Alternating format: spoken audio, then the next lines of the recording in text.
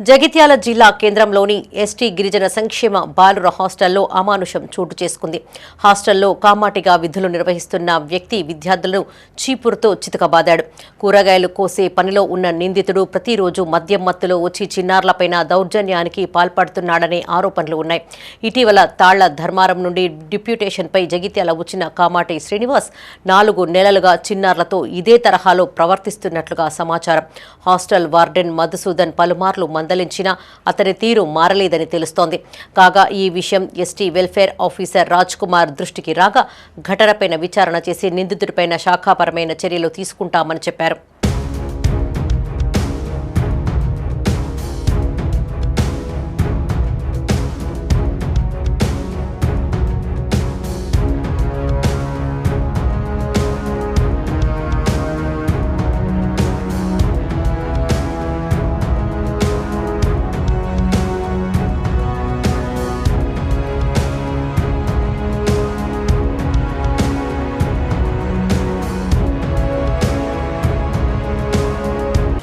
ST హాస్టల్లో కామాటిగా విధులు నిర్వహిస్తున్నటువంటి శ్రీనివాస్ అనే వ్యక్తి పిల్లలకు కొట్టినట్లు ఇప్పుడే మా దృష్టికి రావడం జరిగింది.